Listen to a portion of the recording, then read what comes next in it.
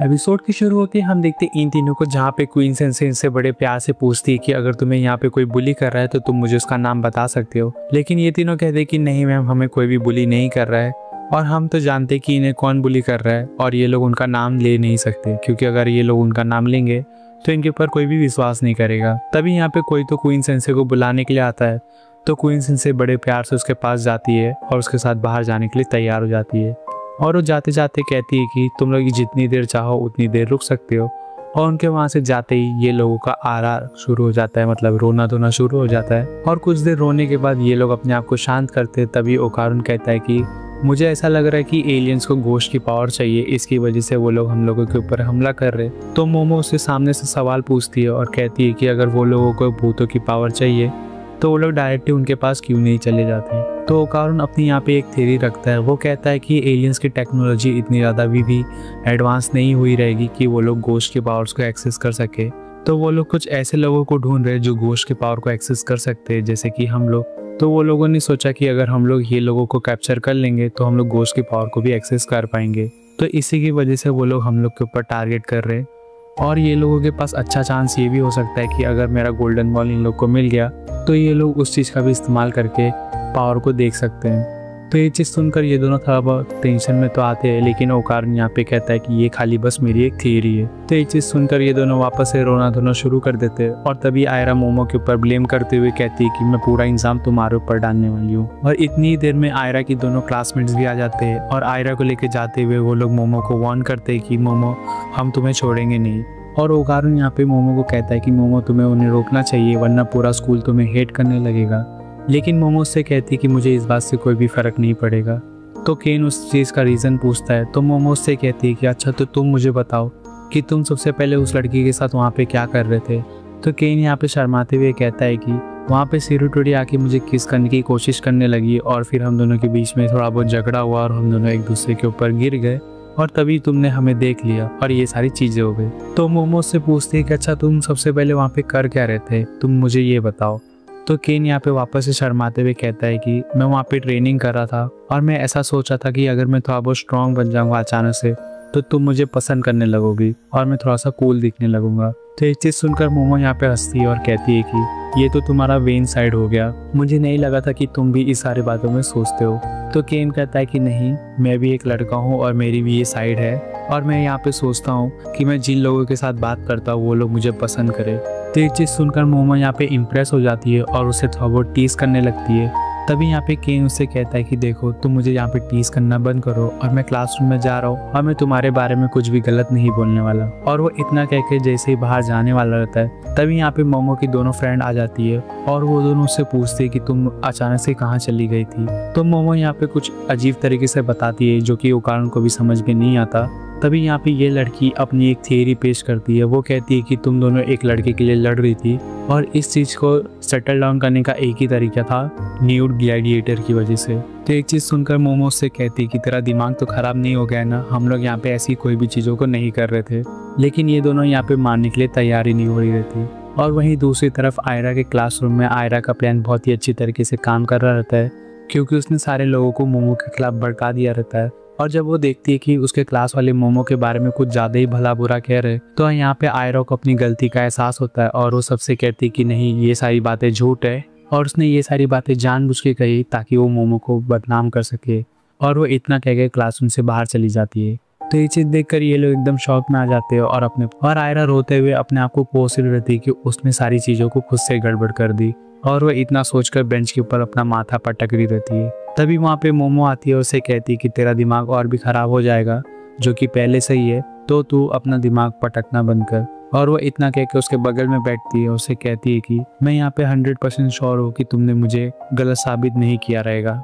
लेकिन आयरा उसे जताने के लिए कहती है कि नहीं, मैंने पूरे क्लास वाले को बता दिया है कि ये सारी चीज़ें तुमने की थी और पूरे क्लास वाले अभी तुम्हारे ऊपर ही गुस्सा है। तो मोमो कहती कि मुझे इस बात से फ़र्क नहीं पड़ता। और तभी वहाँ पे वो एलियन आ जाता है जो कि बहुत ही ज़्यादा घायल रहता है और वो दोनों को फाइट के लिए चैलेंज करता है। लेकिन वो इतना ज़्यादा घायल हो चुका रहता है कि तभी वो वहाँ पे बेहोश हो जाता है। तो ये चीज़ देखकर मोमो और आयरा उसे मोमो के घर पे लेके आते हैं, जहाँ पे उसकी मलहम पट्टी होती है अच्छे से। और फिर उसके होश में आने के बाद ये लोग उसे खाना खिलाते हो और साथ में उसके साथ बहुत ही प्यारे तरीके से खाना खाते भी हो और एक दूसरे के साथ भी।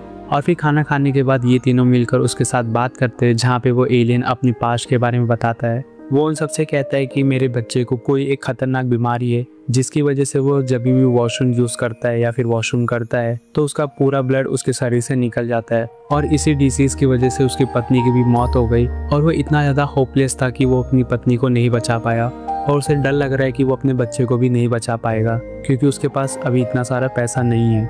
और वो इतना कहकर वहाँ पे रोने लग जाता है। तो केन उसकी मदद करने की कोशिश करता है, लेकिन मोमो उसे समझाती कि देखो केन, हम लोग उसकी मदद ऐसे नहीं कर सकते क्योंकि उसे यहाँ पे कैश की ज़रूरत है और उसे इस चीज़ के लिए प्रॉपर जॉब फाइंड आउट करना पड़ेगा ताकि वो अपने बच्चे के ट्रीटमेंट के लिए हमेशा कैश अवेलेबल रख सके। तो ये चीज़ सुनकर ये सारे लोग यहाँ पे एग्री करते हैं और वो एलियन कहता है कि तुम लोग छोड़ो, जाने दो, मुझे अपने पर्सनल प्रॉब्लम्स में तुम लोगों को घसीटना नहीं चाहिए। और वो इतना कहकर वहाँ से जाने लग जाता है। तभी मोमो की दादी उसे रोकती है और कहती है कि मैंने तुम्हारा ब्लड कहीं ना कहीं तो सूंघा है। और वो उसे इतना कहकर उसे एक मिल्क की बोतल देती है, उसे पीने के लिए कहती है। और वो एलियन जैसे इस मिल्क को पीता है तो वो एकदम शॉक हो जाता है क्योंकि ये मिल्क उसके ब्लड जैसा ही रहता है, मतलब उसका ब्लड ही रहता है। और ये चीज़ देखकर ये सारे लोग भी एकदम शॉक हो जाते हैं। तो मोमो अपनी दादी से पूछती है कि आपको ये चीज़ पता कैसे लगा। तो मोमो की दादी कहती है कि मुझे यहाँ पे डाउट हो रहा था कि इसका ब्लड और मिल्क एक जैसा ही है और इसीलिए मैंने इसको ये मिल्क ऑफर किया। तो ये चीज़ देखकर वो एलियन इन सबसे पूछता है कि मुझे इस चीज़ की ज़्यादा ज़रूरत है, क्या तुम मुझे बता सकते हो कि ये चीज़ मुझे कहाँ पे मिलेगा। तो मोमो की दादी कहती है कि तुम इस बात की चिंता मत करो क्योंकि मैंने यहाँ पे एक फार्म देख के रखा है और उसमें से मैं तुम्हें काऊ दिला दूंगी ताकि तुम उसे अपने प्लेनेट पे लेके जाना और जितना चाहिए उतना मिल्क निकाल के पी लेना। और वो इतना कहकर उसे शाबाश करके वहाँ से चली जाती है। और फिर हम रात के टाइम पे देखते हैं जहाँ पे वो एलियन उस काऊ को लेके जा रहा रहता है और वो जाते जाते कहता है कि अगली बार हम जब भी मिलेंगे तो मैं तुम्हारे ऊपर अटैक नहीं करूंगा और अगर तुम्हें मेरी मदद की ज़रूरत रहेगी तो तुम मुझे बुला लेना। तो ये चीज़ सुनकर मोमो की दादी कहती कि चल निकल यहाँ से वरना मैं तुझे छोड़ूंगी नहीं।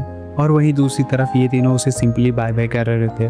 और फिर उसके जाने के बाद ये तीनों सीधा घर पे आते हैं जहाँ पे मोमो की दादी के सामने ये लोग स्कूल की न्यू यूनिफॉर्म की रिक्वेस्ट करते हैं, जहाँ पे मोमो की दादी कहती है कि मैं इन दोनों को दिला दूंगी लेकिन मोमो को नहीं।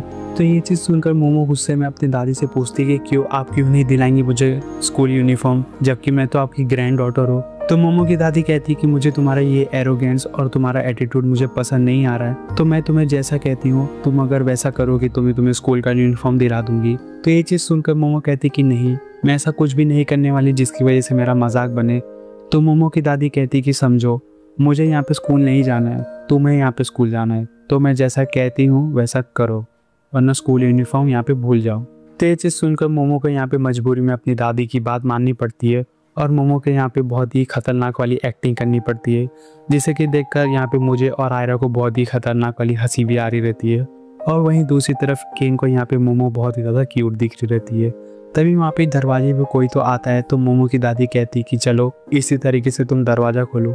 तो मोमो अपनी दादी की बात मानकर दरवाजे को खोलती है। तो हम देखते हैं एक न्यू कैरेक्टर को जिसका कि नाम रहता है जीजी। और जीजी मोमो को देखकर एकदम शॉक हो जाता है क्योंकि मोमो बहुत ही खतरनाक वाली एक्टिंग कर रही रहती है और मोमो भी यहाँ पे शॉक हो जाती है और वो अपनी दादी से पूछती है कि ये यहाँ पे क्या कर रहा है। तो मोमो की दादी उसे बताती है कि इसकी मॉम ने मुझे फ़ोन करके पहले ही बता दिया था कि ये यहाँ पे आने वाला है और ये अब हमारे साथ ही रहेगा। तो ये चीज़ सुनकर मोमो को यहाँ पे थोड़ा बहुत अजीब लग रहा रहता है, लेकिन मोमो यहाँ पे ब्लश भी कर ही रहती है। तो ये चीज़ देखकर केन मोमो की दादी से पूछता है कि ये कौन है। तो मोमो की दादी केन को बताती है कि ये मोमो का चाइल्डहुड का बेस्ट फ्रेंड है और उसका फर्स्ट क्रश भी। तो ये चीज़ सुनकर केन के चेहरे पे एकदम टेंशन आ जाता है और यहाँ पे ये वाला एपिसोड फाइनली खत्म हो जाता है।